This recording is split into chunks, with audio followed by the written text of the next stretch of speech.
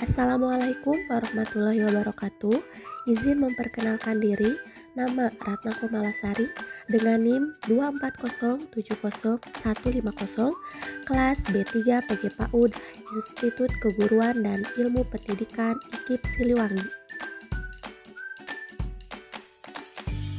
Saya akan mempresentasikan tugas ujian akhir semester dengan mata kuliah Pendidikan Kewargaan Negaraan. Dosen pengampu Acep Haryudin, MPD. Izin mendeskripsikan proyek. Saya melakukan penelusuran informasi, diskusi dengan dua narasumber terkait dengan hak dan kewajiban warga negara, juga kebijakan pemerintah terkait bantuan sosial. Dengan narasumber yang pertama ada Bapak Maman selaku Ketua RT 19 Desa Nangewer, yang kedua ada Ibu Cucu Rohaiti selaku warga juga agen BNI. Berikut hasil diskusi yang saya dapatkan dari kedua narasumber tersebut. Terima kasih Ibu sudah bersedia diwawancara oleh saya. Di sini ada 10 pertanyaan yang saya akan tanyakan.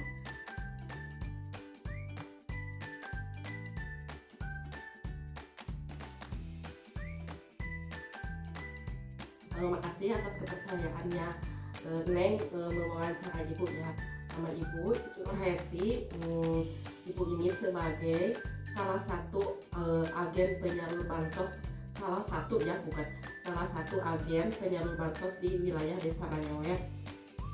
Perkenalkan, nama saya Bapak Maman, Ketua RT 19 RW 08.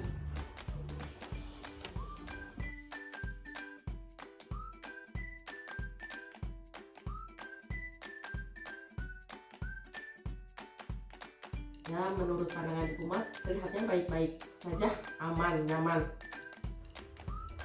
Kondisi masyarakat di lingkungan ini saat ini, Kalau di lingkungan wilayah RT 19, alhamdulillah warganya selalu kompak dan alhamdulillah kegiatan yang biasa dilakukan hari Jumat itu biasanya jumsi, terus hari Rabu ada penimbangan balita di posyandu, terus kalau malam itu ada pengajian rutinan, sama malam Jumatnya itu ada pengajian Yasin. Alhamdulillah kalau khusus di wilayah RT 19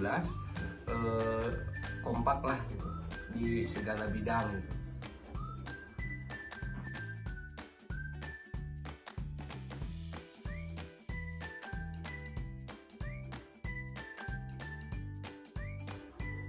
Kalau kegiatan sosial itu ya cukup aktif juga, musyawarah ya.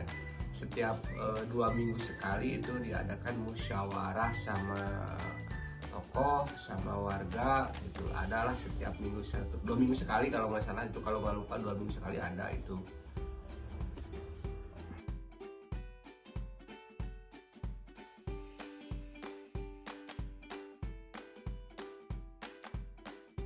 Kasih contoh, misalnya kita ambil terkait nilai keadilan nih, karena Ibu juga sebagai penyalur bantuan sosial dari pemerintah, mungkin sedikitnya tahu siapa aja yang mendapatkan bantuan dan siapa yang tidak mendapat bantuan, apakah itu tepat sasaran atau tidak.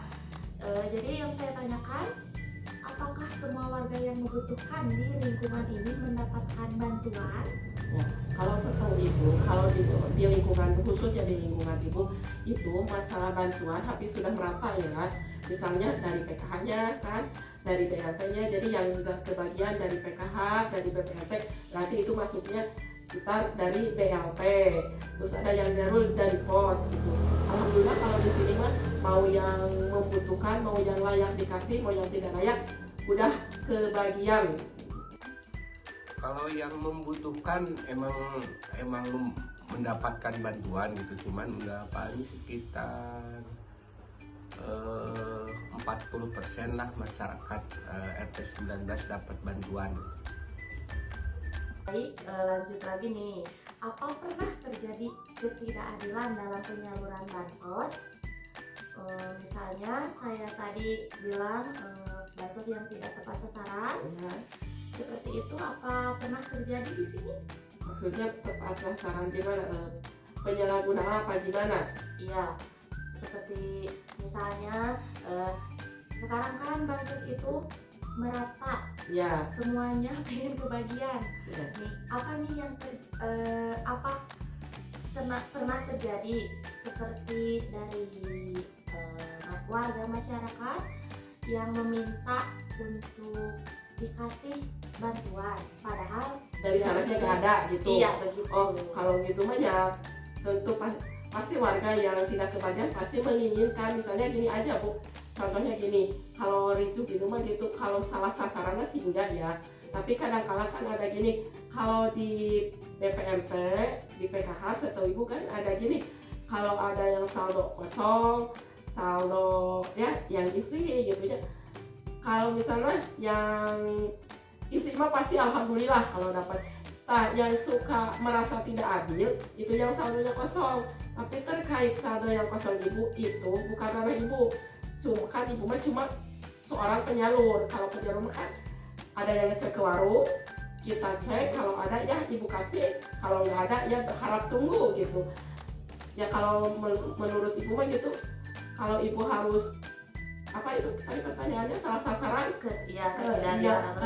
kalau salah sasarannya tidak mungkin kan, itu mah udah ada, kalau BPNT sama PKH kan udah ada KKS-nya Bu. Ya, jadi nggak mungkin tertukar gitu, terkecuali yang sudah tidak mendapatkan saldo dari sananya gitu, mungkin ya masa iya harus diisi sama Ibu gitu.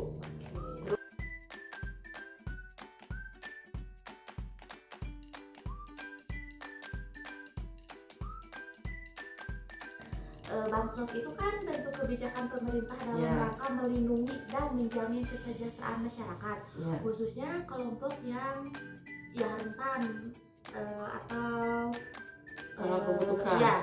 Apa masyarakat di sini mengetahui siapa saja yang berhak untuk mendapatkan jaminan sosial dari negara?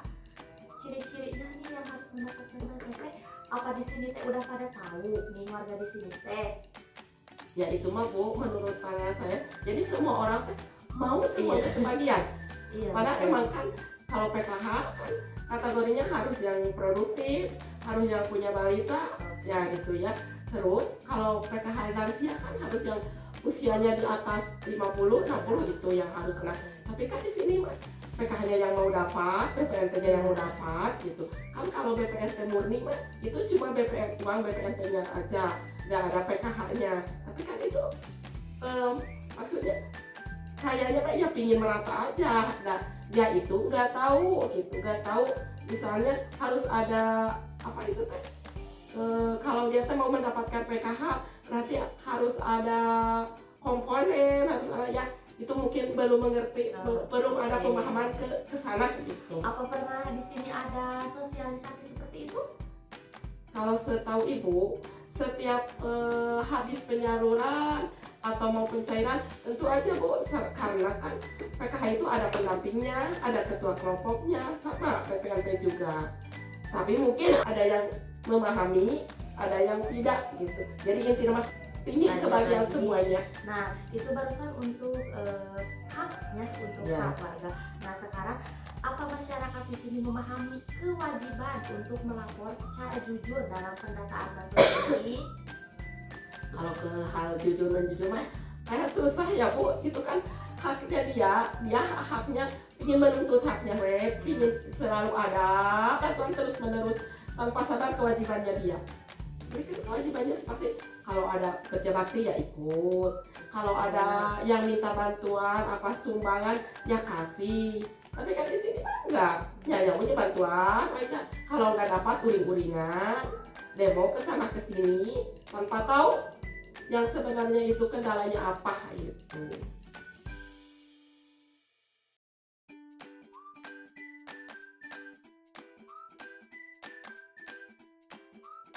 Dampak baik buruknya gitu Bu. Boleh baik atau buruk? Yang baiknya ya berarti alhamdulillah bagi orang-orang yang bisa memanfaatkannya dan bersyukurinya, pastilah buat dia itu bermanfaat. Kadang-kala ada yang pakai modal berusaha kecil-kecilan, ada yang juga dia kan pakai biaya anaknya sekolah ya menambah-nambah gitu Bu. Orang sudah nyundang-nyundang, itu dampak baiknya ya Bu.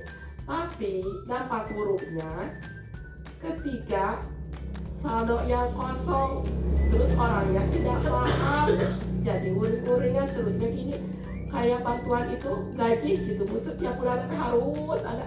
Padahal kan yang namanya bantuan pasti itu kan cuma bantuan, nggak selamanya pasti ada gitu. Yang namanya juga bantuan pasti ada berhentinya gitu. Tapi itu kan orang-orang nggak mau ngerti. Kalau misalnya dia udah dapat KKS, selamanya harus menang gitu, nggak boleh kosong, nggak boleh berhenti. Iya gitu. Kalau dampak sih biasa-biasa aja, kayaknya nggak ada masalah lah gitu, belum nggak ada masalah ya, cukup aman-aman aja gitu.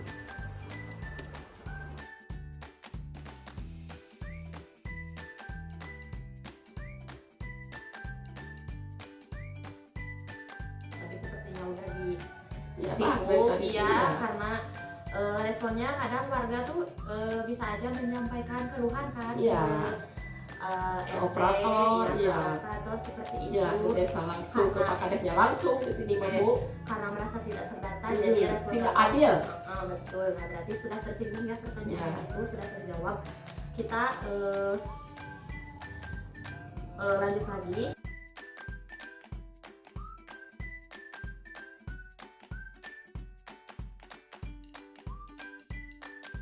Nah, untuk masalah tersebut yang warga menyampaikan keluhan ya, ada nggak sih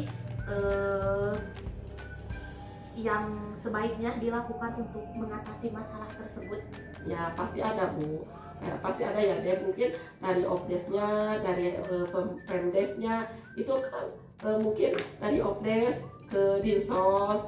Ini misalnya apa selanjutnya koordinasi lah ke pihak-pihak yang tertentu gitu, yang terkait ranah itu kan. Ya, setahu Ibu pasti kalau ada keluhan dari warga misalnya kenapa ini kosong, pasti ditanggapi oleh pihak Pemdes gitu ya. Terus mungkin dicek di Opdesnya gimana ini dan cair atau kendalanya di mana gitu. Setahu Ibu.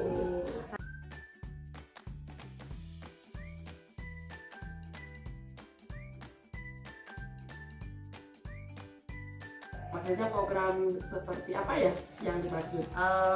Misalnya kerja bakti kegiatan apa? boleh, iya boleh, itu termasuk ke nilai-nilai Iya. gotong royong Ya, ya. gotong royong ya.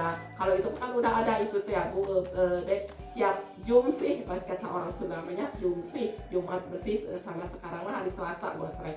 Ya pasti itu setiap KPM yang penerima bantuan itu dilibatkan, mulai dididik lah, diarahkan gitu.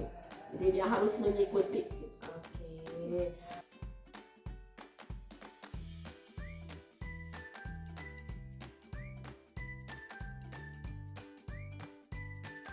Ya harapannya mudah-mudahan untuk kedepannya khusus para pemudanya mungkin kedepannya lebih meningkatkan lagi di bidang keagamaan, di bidang pendidikan, mungkin itu sajalah. Mudah-mudahan kedepannya lebih maju lagi.